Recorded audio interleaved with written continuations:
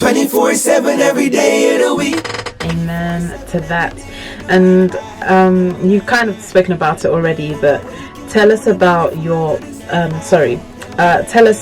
have you received support both mentally and medically in the UK?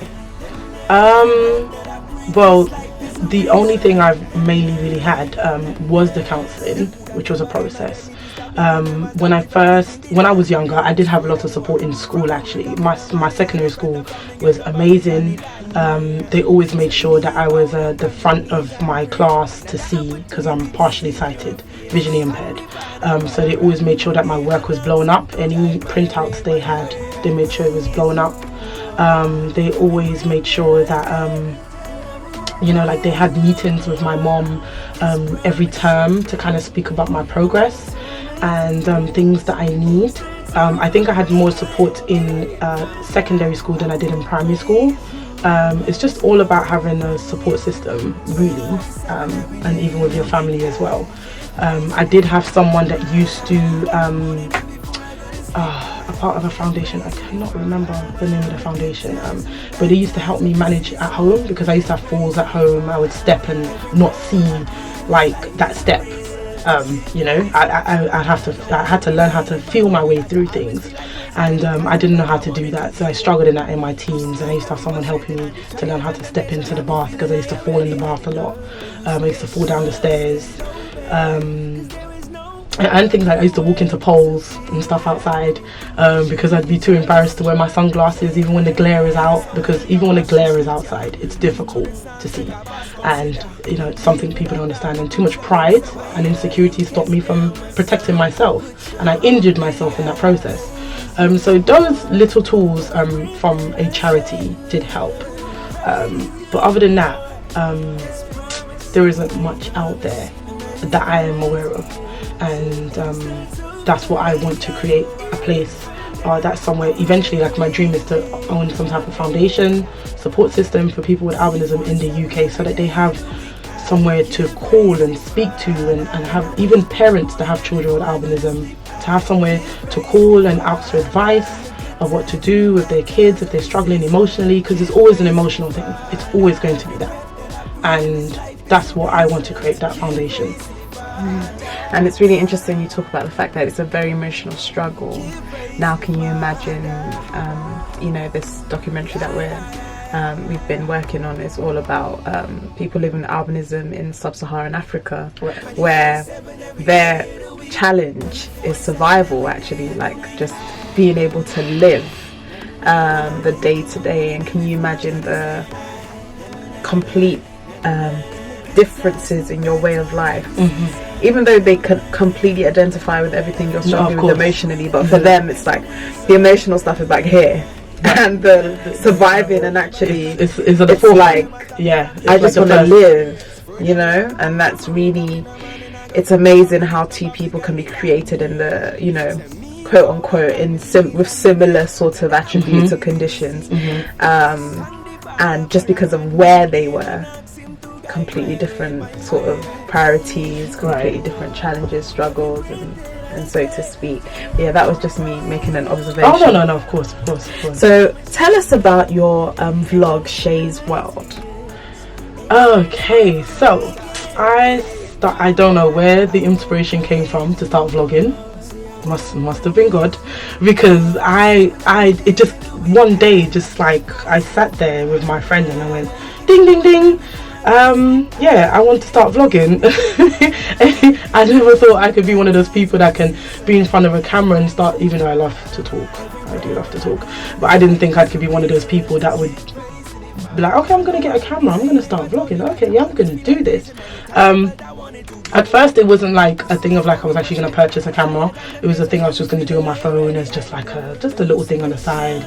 And then suddenly I was like, yep, I want to buy a camera. And this is actually the first time I'm really using it. I haven't vlogged in a couple of months. It's just been a tough couple of months. But basically, I just started it because I wanted to create a platform of somewhere that people with albinism and around the world, around the world, but also in the UK mainly, can have to go to and identify with and to just share my life, just share my stories, share the things I've been through, my struggles with, like I've mentioned before, makeup and hair, and you know, as a female, because I think that a female with albinism goes through different things than a male would. With men, it's a pride thing. They're kind of trying to have that macho kind of persona, and you know, to be strong and not seen as a weak person. It's kind of similar with a female, but it's more kind of physical things as well, with your surroundings, with your friends, seeing them, you know, attracting you know, the opposite sex, and seeing that you can, you know, you feel that you can't attract anyone of the opposite sex because of the way you look, not feeling beautiful, and thinking that you need all these extras to feel beautiful. So I just wanted to share my story to let others know that there is someone out there going through your struggle. There is someone going through your pain. I identify with it. You can talk to me. You can share your, you know, you can share whatever you want to share with me in confidence. I first started giving out business cards. I made business cards a couple of years ago. So like when I see someone with albinism, I'd give them my card. But that seems like a challenge, because I've noticed that a lot of people with albinism in the UK, they hide a lot. They cover themselves. Most times, even my mom has said it, she's seen people in hoodies and hats in their faces because they don't want anyone to look at them. They don't want to have eye contact. Even me myself, having eye contact, sitting here right now having eye contact is huge for me. I couldn't have eye contact because of the nystagmosis condition I have with my eyes moving. I didn't want anyone to see that. I couldn't look, because I know that, oh, in my mind, not even that I know, but mentally, I'm saying, they're judging me. She's judging me. She must think I look so weird. I'm sure she thinks that I don't look, you know, like all these things go through your mind, all these insecurities just go through your head.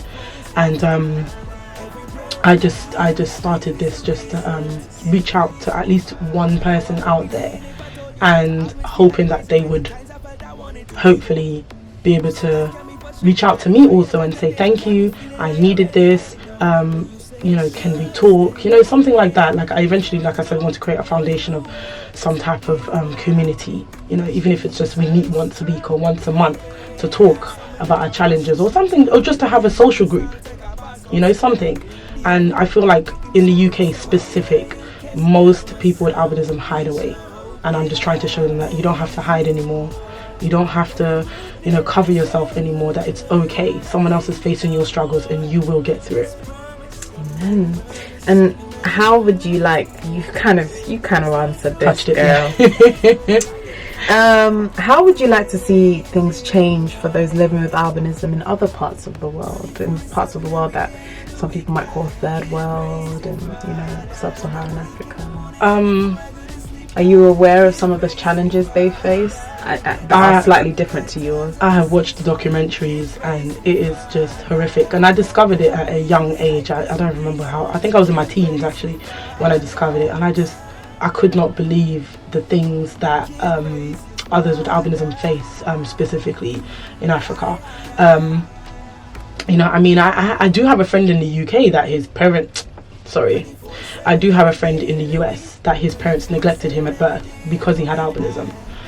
So the neglect does happen, not just there. I've known one person that's happened to, but specifically in Africa, it's really tragic. And you know, like you've mentioned before, it is a different struggle in the sense of survival. It's all about surviving, about staying alive for them.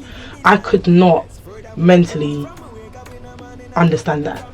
I couldn't, even though I have the same condition as them. I could not put myself in that position, knowing that I am trying to survive. For me, I'm trying to survive emotionally, but I don't know what it's like to try to survive like physically with your life. I couldn't put my mind to it at all.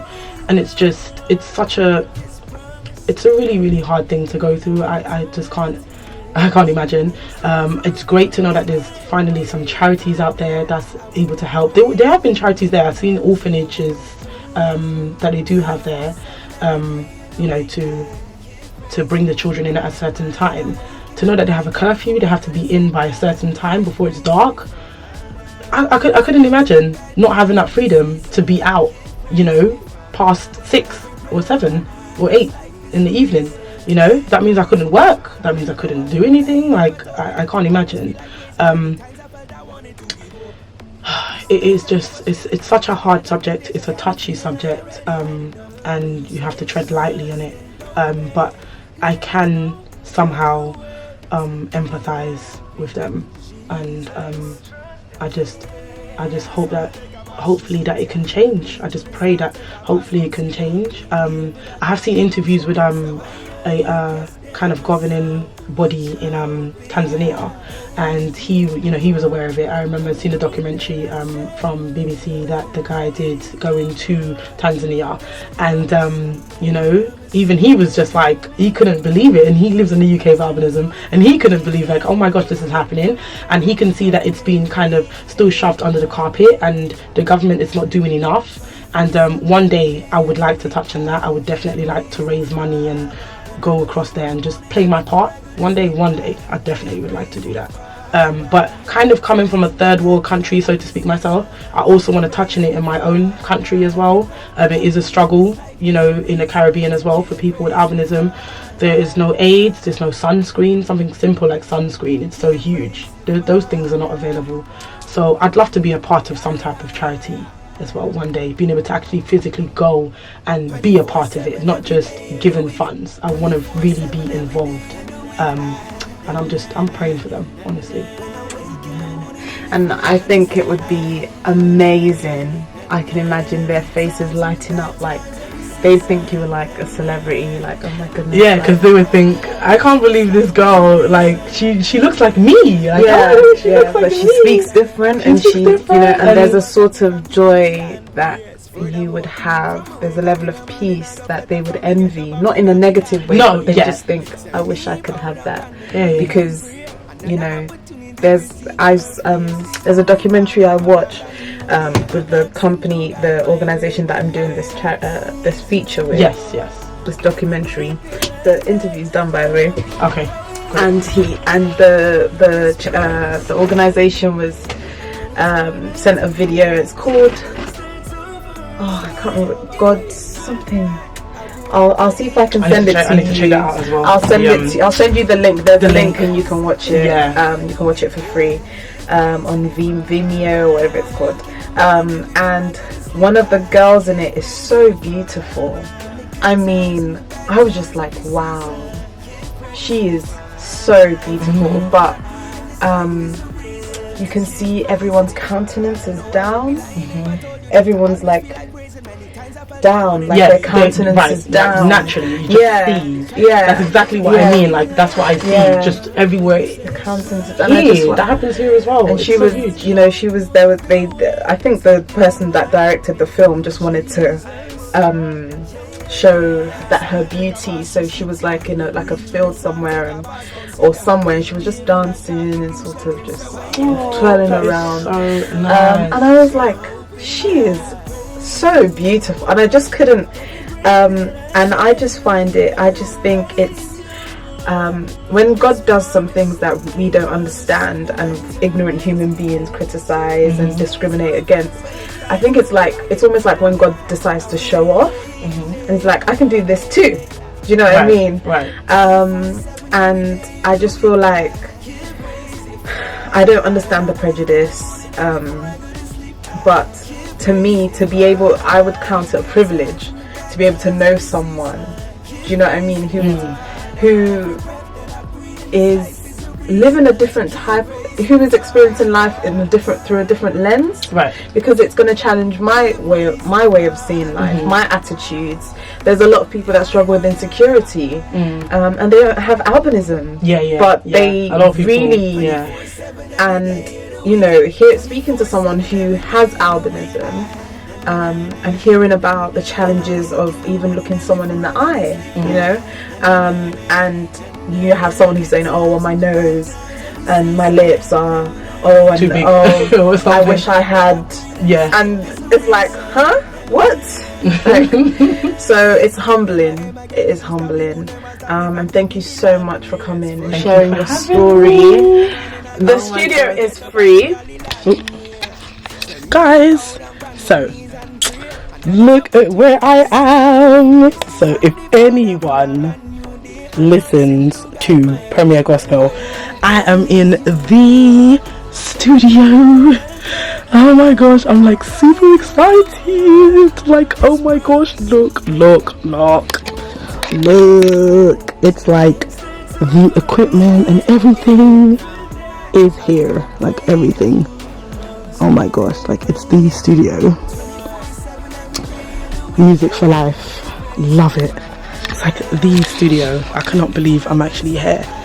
Like, I'm so excited. I just finished my interview and it's just been such a huge humbling experience. I could talk forever, but I think that I am just loving this more because of my walk with God now, and just I appreciate this station even more, and I'm just so excited. So come. Oh, it is the Damio who interviewed me. Oh my gosh, there's a segment on Saturdays and I love her. Like, I actually love her. I recognized her voice straight away and I'm like so starstruck right now. Well, literally, you're not the only one. I'm so excited and I'm just, it's such a humbling experience, guys. So yeah, talk soon. So guys, I'm in the bathroom of the building where Premier Gospel is, and everything's done. Like, I finished leaving there now, and I'm like super just like, oh my gosh, like you can see I'm more excited than I was when I was in the Uber. I'm just so excited, and like, have I said excited enough? Like, I've said it about 100 times about, you know, this opportunity and like this just blessed experience, and I'm just so happy. And I thank God, I really do thank God for bringing me to this environment and giving me this opportunity and this platform, and I just cannot wait for this, you know, segment to come out, my interview to come out. And yeah, they're even talking about, you know, me coming back on for an interview on one of the shows to speak to someone, like actually live.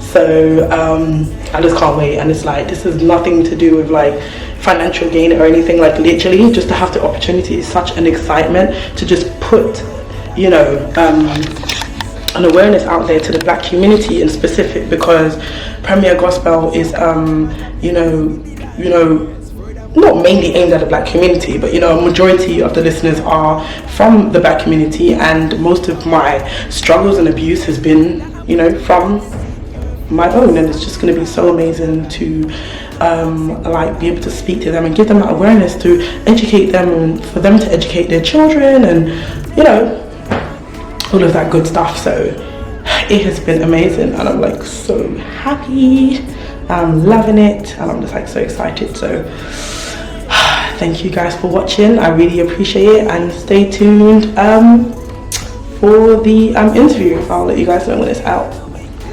Love, blessings to you all. Take care. Can't praise it if from the good times and the bad times of the season. Can't praise it if every road I do in this life is a reason. Can't praise it if no, I would be lying if I told you that I always feel like praising. Many times I felt I wanted to give up. You see, life can be frustrating, and these trials and